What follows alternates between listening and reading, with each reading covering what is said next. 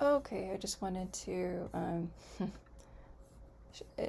bring up an observation that just came to me that I want to share because I do feel like time is of the essence. Like, the world's basically ending. Anyway, um, this man, looking, even though it doesn't show that much of his shoulders, what it does show, he looks short to me. Like the angle of his shoulders, it just sort of is pretty level. And that was something someone, I won't say who, mentioned to me of like the Spiritist picture, that he just kind of, like the guy looks shorter than the Spiritist guy. Okay, so this is the Spiritist guy's shoulders. He looks taller than this guy, but someone I was talking to thought that you can see how much taller my guy looks with these shoulders. So it was someone who was a lot smarter than me just said, I won't say who, but that the Spiritist guy looked shorter, and my picture showed a guy that looked tall. And so that's why on facial comparison, so that's one huge knock. You need so basically that one guy in this locket, his shoulders are going like this, and he's not a tall guy. He doesn't look tall. Like his shoulders are just sort of, it apparently is something you can see. He looks very, very short. Also, his chin looks very, very flat. But just really stare at this and look at the shading of this. You can tell that this is a round, protruding chin. Whereas I don't think this chin protrudes at all. I think it's really flat and receding. His lip is missing this. He's missing that. This man has eyebrows. There's like no eyebrows there, and very, very small eyes. His eyes are a lot bigger. And the eye shape is just, I just don't think it's him. But one really important, make sure I pull up the right one. Okay. I don't want that one open. Okay. So this is my new video. I went ahead and if you can get through the 26 minutes, I tried to make it as interesting as possible. I talk about provenance and just my whole story to catch up, since there's a lot of new people who don't know my story, and you just go ahead and watch it. And then I felt like I should write this and look at the locket itself. That I just felt that inspiration today.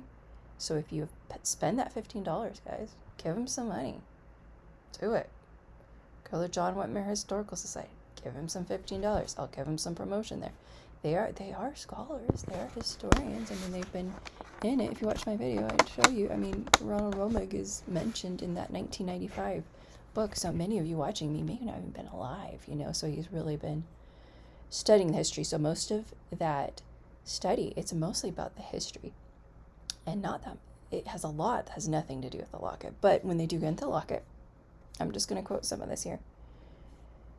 So what they state here in the beginning is Daniel Madison Larsen discovered a daguerreotype of Joseph Smith Jr. among artifacts conveyed to him by his mother, Lois Smith Larsen. She was the daughter of Frederick Madison Smith, who was the son of Joseph Smith III and his wife Bertha Madison, who looks a lot like the man in the locket.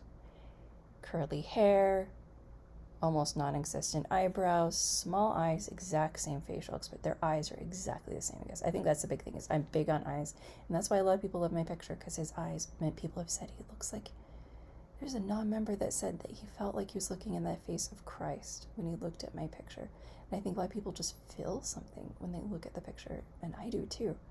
But then I started researching, then I compared it to the death mask, Anyway, his father, I talk about in here, but Mads Madison was born in 1813, lived in LaSalle, Illinois, before he was married, and then he met another Norwegian woman, so they tended to, and then he got married in like 1840, I think so. A little bit younger than Joseph Smith, but he, so then Emma Smith is described, this is in there, Sarah Kimball, so this is their strong evidence people are kind of freaking out about, like, this is such strong provenance. In December 23rd, 1847, she gets married, and so she describes dressed in a plum satin colored. I did not copy. This is mostly my words, just telling you, okay?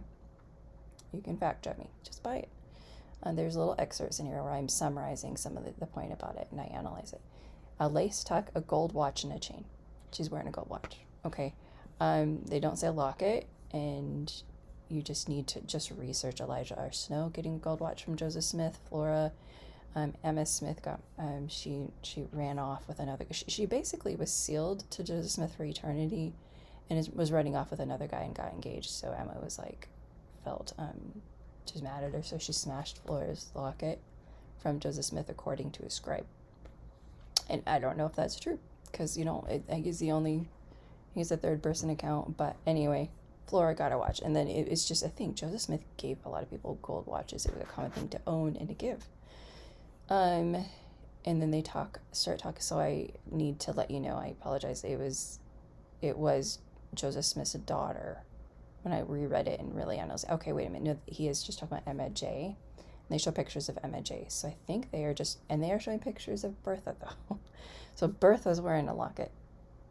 Okay, but you can see some detail in this 1875 picture. So buy it. Okay, spend $17. Go ahead and buy the Hidden Things Shall Become to Light. I just wish Mads Madison's apparently verified picture would come to light. Anyway. So Emma J. I think it was Emmeline, was the first wife. She died. So he married the second wife in 1869. She died soon before that. And Bertha was sort of being a caregiver to his children because he was just a single man and he was running the church, and his first wife had died. And he fell in love with, his babysitter. So Emma J. said she often found the gold watch in a dressing case, but it just mentioned the gold watch. And so they zoom in on it. You can see that there's some etching of Emma J. Again, it was when she's not a descendant of Bertha.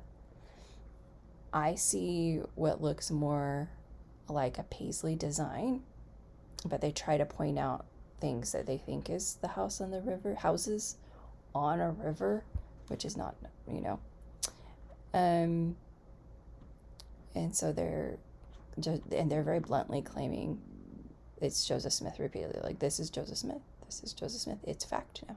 That's why it's in the news. They stuck with it. Daniel Larsen just felt something when he looked at it. Anyway, they also state that there is a Smith family watch in the Community of Christ collection that some have speculated the watch referred to by Emma J. Okay, but then they show a picture of it. So go and spend $15. Look at the picture of the watch. And what I want you to notice, I'm going to do something with my cursor here. I think you should be able to see this. I'm going to read this. Okay, the one that is the watch has this kind of shape. I'm going to keep doing that, okay? And then it's got this circle going through it. So it's this kind of shape, and it's got something going through that, as I'm just describing that. That is a watch, no picture in it. Okay, and then the locket has a longer design. It kind of goes like this, and it has a long neck, and then there's this, like, here's the locket. There's a connecting piece where it just kind of goes like this, and then it's got a slight burp out there, and then it's got this pointy thing at top. So it's got a really intricate design on the connector piece, and then it has a loop in there, and then they stick the chain through that circle. Okay, basically I'll just read this here. The watch has sort of a flat circular shape, flat like this. It's sort of oblong, but it's like this, and it just slight neck, really small neck. You don't even really see it. Okay, and then the metal circle goes through that connector piece, whereas the locket has a piece with a long neck. So it's a much longer neck. So here's like the locket, and then here's this connector piece. It has a long neck, butts out, and then it's got this little knob on the top. It's very long, and then that circle goes through it. Okay. So I see more similarity because they show two pictures of Emma J., who's the daughter, first daughter through Emmeline and Joseph Smith III. So it's the first wife. I do not believe that she's wearing Daniel Larsen's locket because the connector pieces are too different. It looks like this. It looks flat and circular. So that connector piece, you see a circle going through it. It looks very flat. It's not this long neck with that nub on the top. and they show it's a pretty clear picture. It looks like it's the watch, but then even Emma J is describing that she sees like Emma Smith with a watch in her dresser. So she does notice that there's a watch in Emma Smith's dresser. Whoops, I made that smaller by accident, I'm sorry. So it was in a dresser. So Emma J never saw Emma wear it, is what they're claiming. But they say it's a gold watch. She says gold watch. She doesn't say locket. There's some etching on it. Anyway. So, yeah, it'd be ironic for Emma Smith, who is still alive. So in 1869, Emma's still alive in 1875. Emma's still alive when they're claiming this 1875. Anyway. So, it's definitely a shorter connecting piece that looks like a huge circle. It doesn't look like this longer with a nub, which is what Dan Larsen's locket has.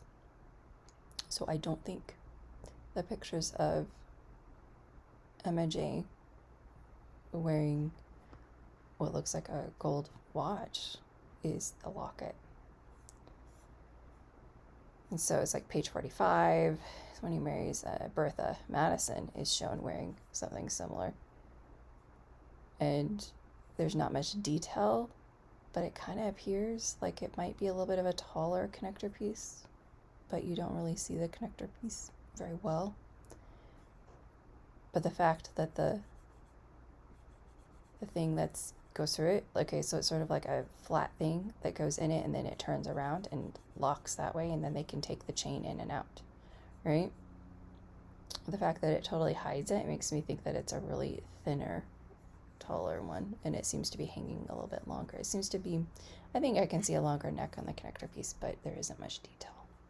But there's quite a bit of detail in two pictures of Emma J. It looks like the shape of the connector piece. So it's like, again, here's the watch, short neck, flat circle, and it's just a circle,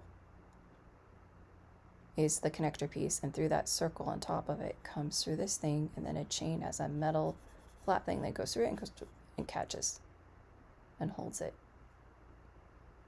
That's the watch. Again, the locket, connector piece, long neck, comes out a little bit, and it's got a little nub there. Got a nub on the top, and then this thing goes through there, and then it all goes through. All the pictures of Emma J, it looks like the watch.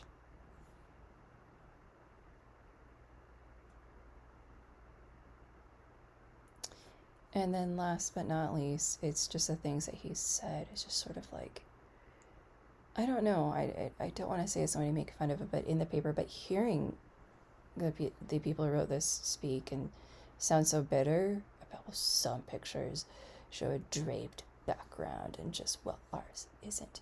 And the one of Lucy, I sense so much bitterness. Like, I know he looked at my website. I just know it. Because we do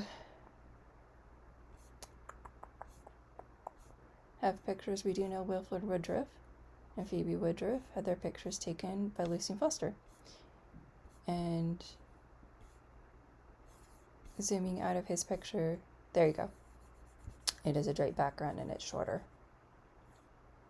So there's so different copies. Here they're sort of zoomed in. It just looks different. You can almost see that, but it's cut off. But here you see, oh, it's a draped background. So they're like, well, and this looks really flat. So I think that is this background. And that looks really similar. And then here's the background. If you want to talk about a plaster background, it usually would be lighter. But this is Canon's studio. It's lighter. And it looks flat. Whereas Emma's picture, you can see draped, shorter, 1845. We know this is Emma, though. The one that they have for comparison. Like, they're too scared. They were too scared to compare it to this. They were too scared to compare it to any of the real ones. Although I don't think you can see much of the background in there. So if we just kind of look, you don't see much because honestly, if it's Mads Madison,